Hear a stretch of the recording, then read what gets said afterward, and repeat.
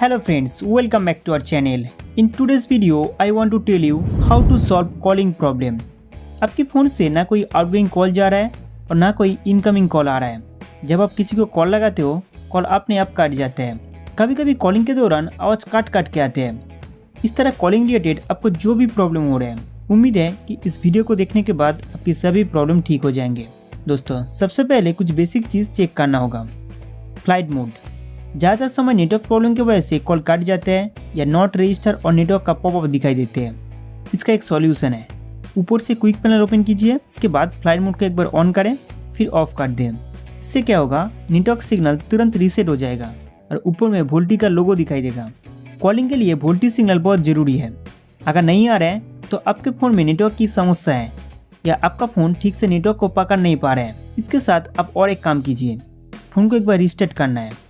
ऊपर से quick panel open करके यहाँ पावर बटन पे क्लिक करें, इसके बाद रिस्टार्ट करना है। अगर आपके डिवाइस में कोई टेक्निकल प्रॉब्लम होते हैं तो वो अपने आप ठीक हो जाएगा। दोस्तों, कभी कभी सिम कार्ड खराब होने की वजह से भी ये एरर आ सकते हैं। आप एक काम कीजिए, दूसरे डिवाइस में इस सिम को लगा के देख सकते हैं या अपने फ़ोन में सिम स्लॉट चेंज करके देख सकते हैं। मतलब सिम 1 को सिम स्लॉट 2 में डालें और सिम 2 को सिम स्लॉट 1 में। Call settings. दोस्तों, अगर फ्लाइट मोड और फ़ोन को रिस्टार्ट करने से आपका कॉलिंग इशू ठीक नहीं हुआ है तो कुछ इंपॉर्टेंट कॉल सेटिंग्स जरूर चेक करें। या फ़ोन डायल के ऊपर लॉन्ग प्रेस कीजिए, इसके बाद ऐप इन्फो का पॉपअप आएगा, यहाँ क्लिक करें। फिर नीचे की ओर जाके इसका ऑल स्टोरेज डेटा क्लियर कर दीजिए। इससे आपका कोई भी कॉन्टैक्ट डिटेल्स, कॉल रिकॉर्डिंग और कॉल हिस्ट्री डिलीट नहीं होगा।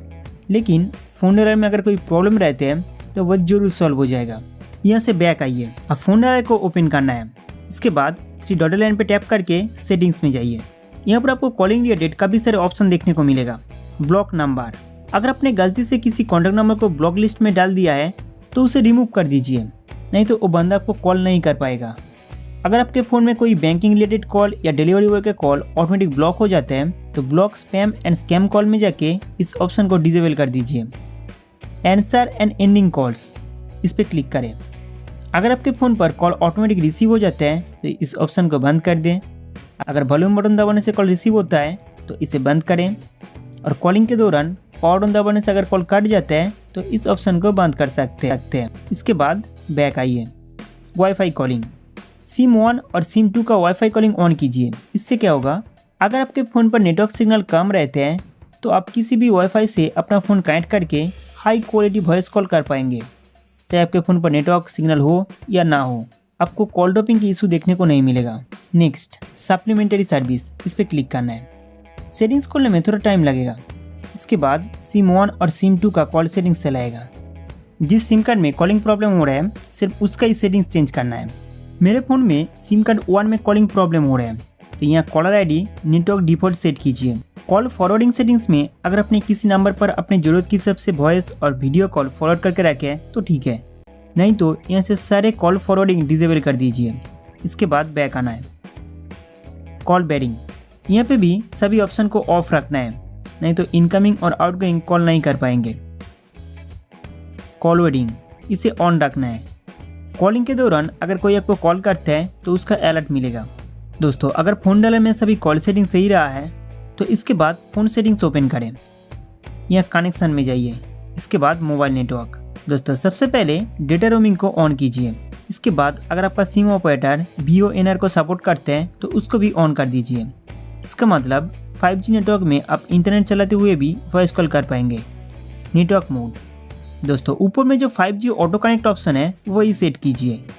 अगर आपके एरिया में 5G नेटवर्क स्टेबल नहीं है और 5G नेटवर्क ऑटोमेटिक 4G में स्विच हो जाते हैं तो आपको कॉलिंग के दौरान दिक्कत हो सकते हैं।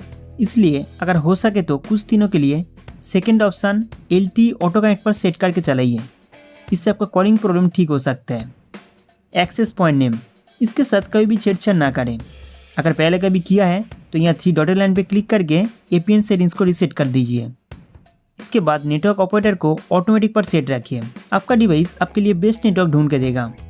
दोस्तों, इन सभी कॉल सेटिंग्स को चेंज करने के बाद आपके फ़ोन पर कॉलिंग प्रॉब्लम ठीक हो जाएगा। यदि आपको फिर भी सॉल्व नहीं होता है तो आप अपना सिम कार्ड रिप्लेस कर सकते हैं या नियरेस्ट कोई सैमसंग सर्विस सेंटर में जाके अपना प्रॉब्लम ठीक कर सकते हैं। दोस्तों, उम्मीद करते हो कि ये जानकारी आपको बहुत पसंद आया होगा। तो इस वीडियो को लाइक करके हमारे चैनल सब्सक्राइब करना ना भूलें।